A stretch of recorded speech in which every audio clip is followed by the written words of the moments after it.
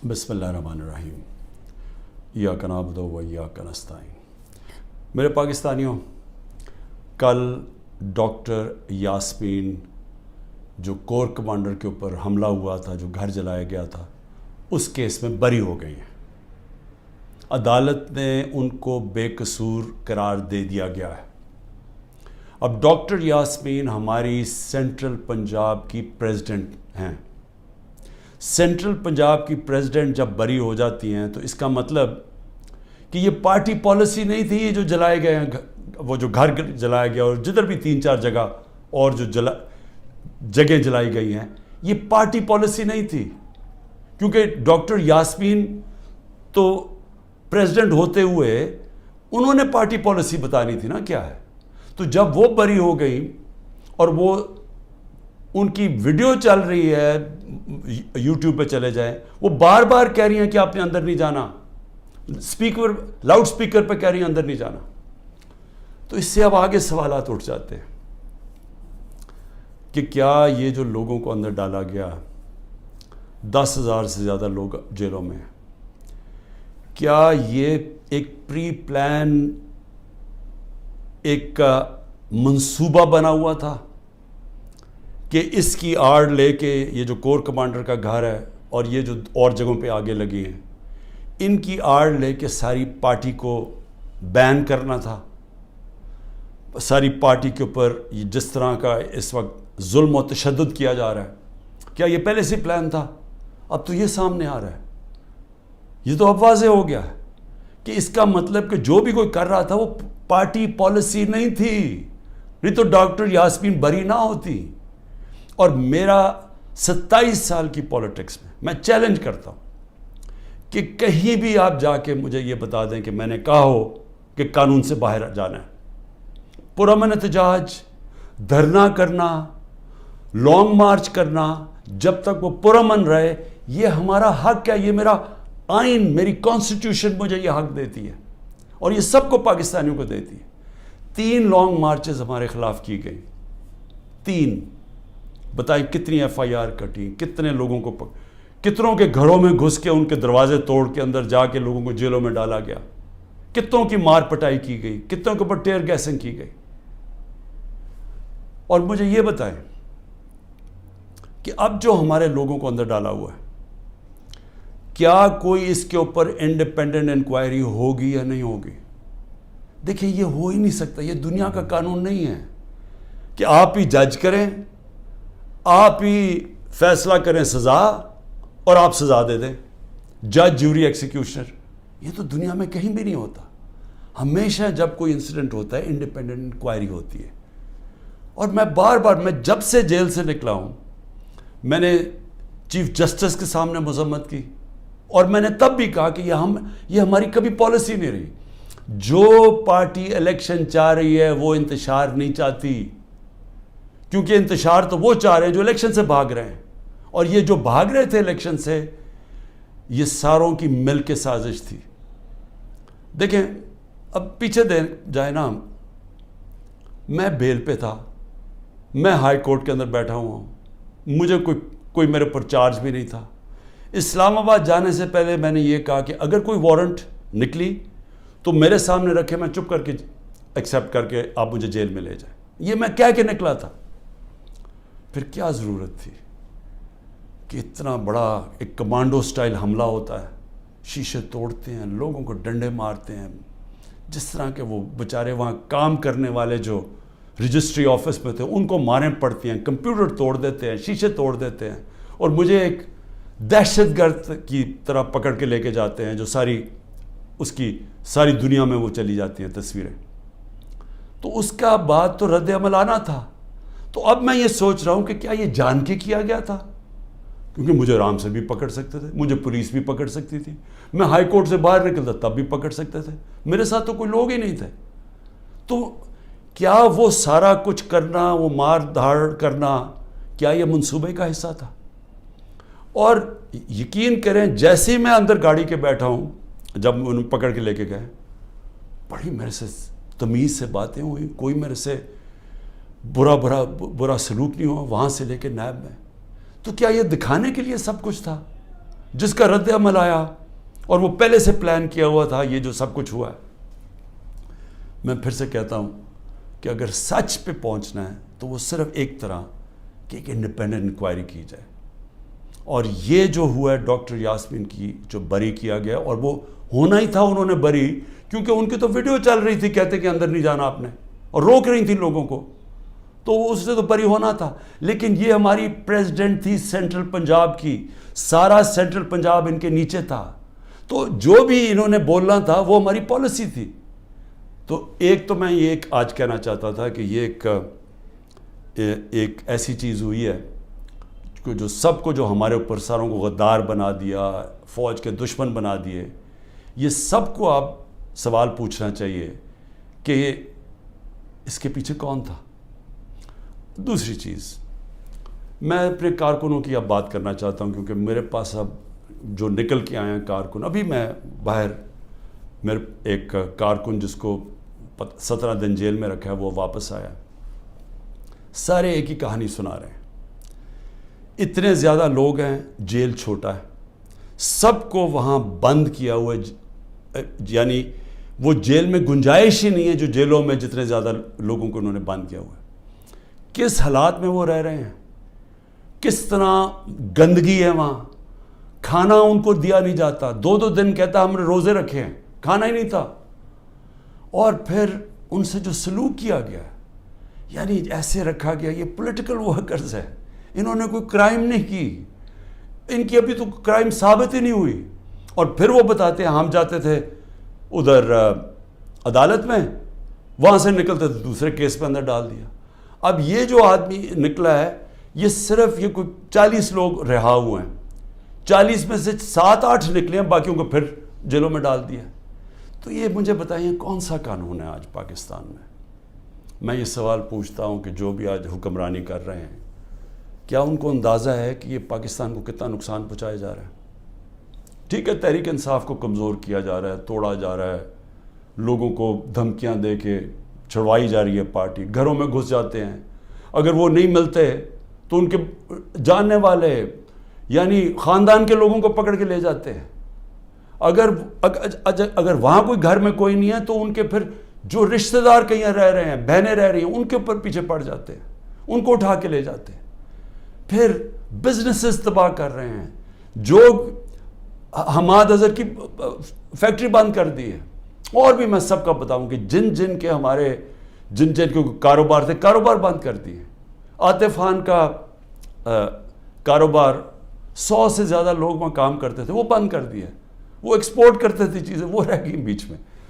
تو یہ جو کیا جا رہا ہے، میں پھر سے یہ سوال پوچھتا ہوں کہ ہم جا کدھر رہے ہیں؟ یعنی اس سے اچیو کیا ہوگا؟ تحریک انصاف کمزور ہو گئی، تحریک انصاف اتنی کمزور ہوگی کہ وہ الیکشن لڑنے کے قابل نہیں ہوگی. ملٹری کورٹس سیٹ اپ کیے ہیں ایک ہی وجہ سے کہ میرے کوئی بھی کیس کے اندر مجھے سزا نہیں ہو سکتی. سارے میں نے وکیلوں کے ساتھ سارے بوگس کیسز ہیں. تو آخر میں ملٹری کورٹ میں سزا دیں گے. یہ کھولے اس لیے کہ عمران خان کو سزا دی، چلیں جی میں جیل میں چلا گیا. اب آگے چلیں گے، اس کے بعد کیا ہوگا؟ اس کے بعد پوچھنے کی بات یہ کہ کیا پاکستان جو تیزی سے اس دلدل میں پھنستا جا رہا ہے، اس میں نکل جائے گا؟ کیا ہماری معیشت جو اس وقت کبھی اتنے برے حالات میں نہیں تھے جو آج ہے، کیا یہ جو مہنگائی پاکستان کی تاریخ میں سب سے زیادہ 12.4% تھی جب ہم اقتدار میں تھے 1 سال پہلے، آج وہ 38% پہ پہنچ گئی ہے؟ یعنی لوگوں کو تنخواہ دار طبقے کے لیے اب وہ عذاب آ گیا ہے اور آتا جائے گا. بجلی کے بل نہیں دیے جائیں گے ان سے، ان کو گھر میں جو کھانے پینے کی چیزیں ہیں جس کو سینسٹیو پرائز انڈیکس ہے، یہ 38% ہے، وہ 45% پہ پہنچا ہوا ہے. یعنی جو گھر کی کھانے پینے کی چیزیں، جو عام کچن آئٹمز ہیں، جو بجلی وغیرہ ہے. تو کیا یہ ٹھیک ہو جائے گا اس سے؟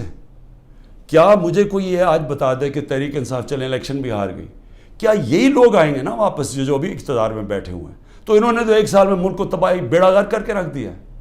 یہ جو اب تو جو فیکٹس اور سٹیٹسٹکس ہیں، اعداد و شمار، یہ تو چھپتے نہیں ہیں. یہ تو آپ سیدھی طرح پاکستان کی وہ اکنامک سروے دیکھ لیں، اس میں تماشا دیکھ لیں کہ کیا ہوا ہے. کہاں 2 سال ایوریج اوسط جو ہماری اکانومی بڑھ رہی تھی وہ 6% تھی. 6% کا مطلب یہ ہے کہ پاکستان کی تاریخ میں یہ وہ 2 سال تھے جدھر سب سے زیادہ معیشت اوپر جا رہی تھی. اور میں یاد کرا دوں جو پچھلی دوروں میں جب ایسے گئی ہے تو امریکی ڈالر آ رہے تھے. ایوب خان کے دور میں سیٹو اور سینٹو کا پیکٹ تھا, ہم ان کے ساتھ ملے ہوئے تھے, ہمیں ڈالر آ رہے تھے.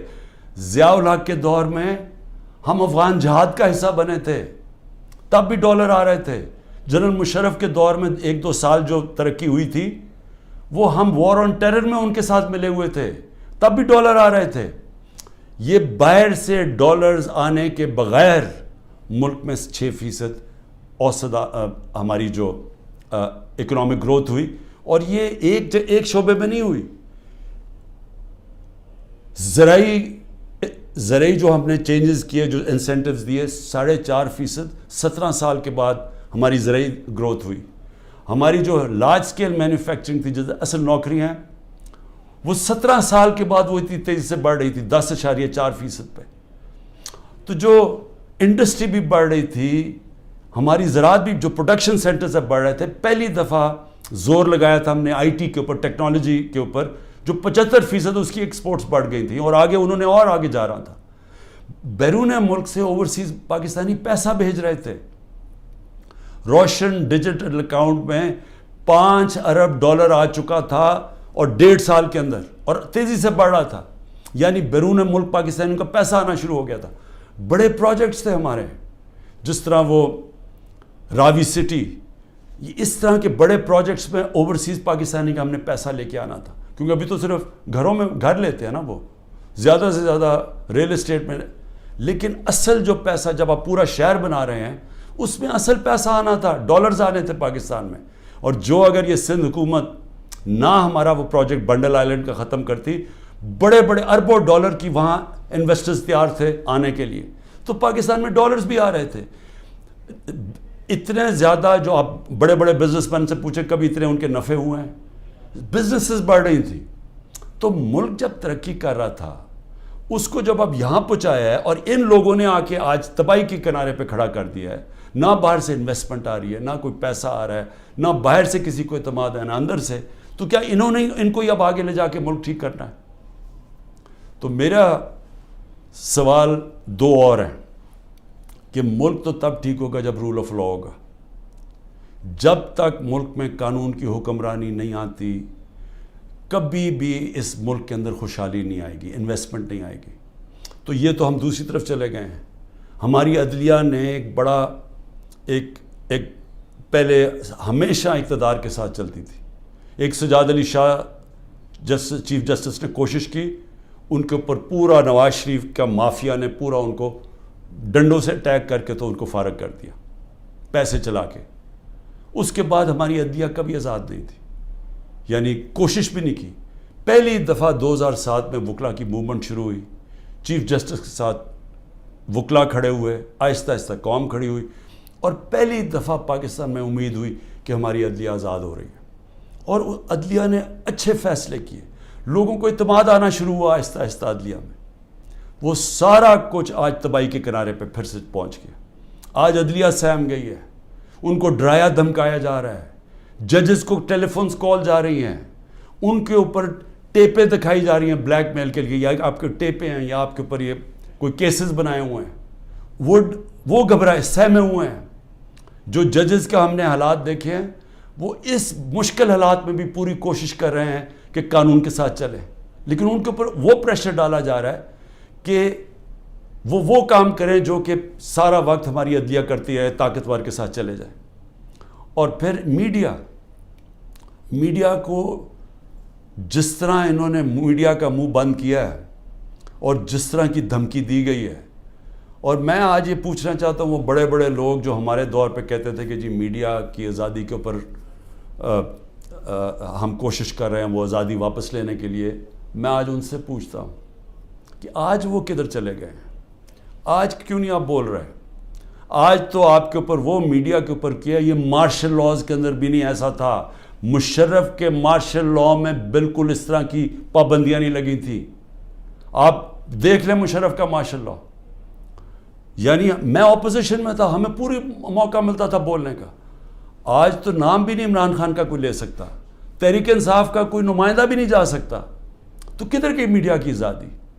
اور جمہوریت تو ہوتی ہے, جمہوریت کے پلر کیا ہوتے ہیں؟ سب سے پہلے فنڈامنٹل رائٹس پروٹیکٹ کرتی ہیں عدالتیں.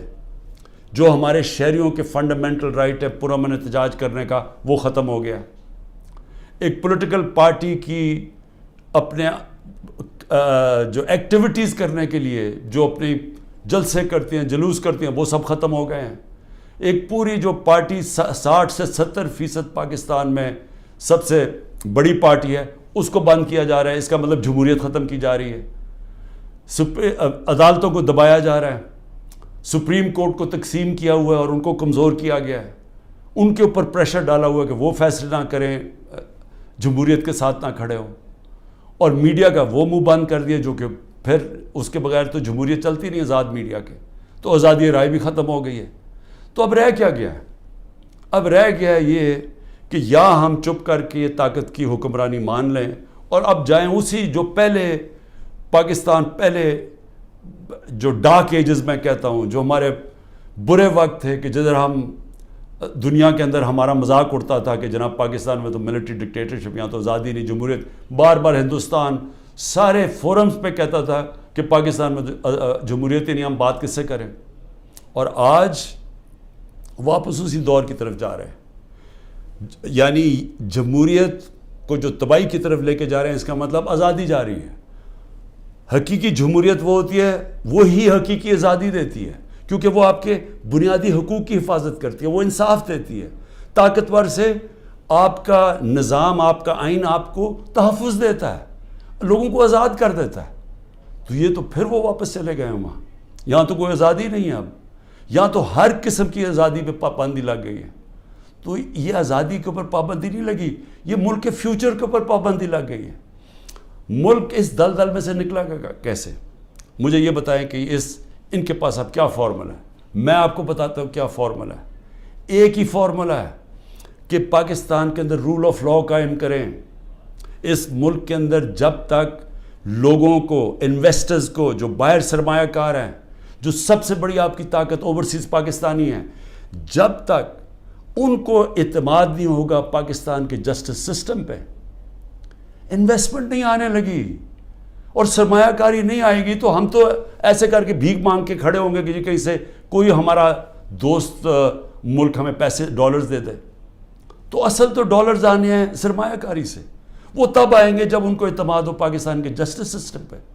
تو جب گورنمنٹ سپریم کورٹ اور آئین کے مطابق جو فیصلہ کرتا ہے کہ الیکشن ہونے ہیں 14 مئی کو, گورنمنٹ وہی نہیں مانتی, دھمکیاں دیتی ہے چیف جسٹس کو, اوپنلی کہتی ہے کہ ہم تمہارے فیصلے نہیں مانیں گے.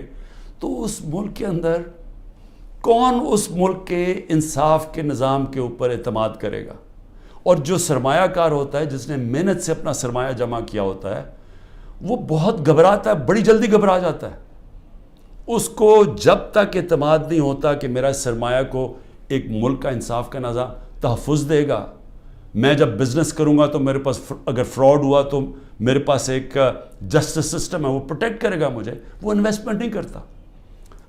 الائن دبئی کے اندر, یو اے میں, ابھی مجھے وہاں سے ایک خبر آئی کہ پچھلے 8 مہینے کے اندر پاکستانیوں نے الائن میں اتنی انویسٹمنٹ کی ہے جو کہ انہوں نے 10 سال میں پاکستانیوں نے نہیں وہاں کی تھی. تو پاکستان کا تو سرمایہ باہر جا رہا ہے, باہر سے چھوڑیں کہ سرمایہ پاکستان آنا ہے. لوگوں کو تو امید کھو بیٹھے ہیں, وہ اپنا سرمایہ بھی بھیج رہے ہیں, اور جو ہمارا ہیومن کیپٹل ہے, یعنی جو ہمارے پروفیشنلز ہیں جن کو باہر نوکریاں مل سکتی ہیں, وہ چھوڑ کے جا رہے ہیں.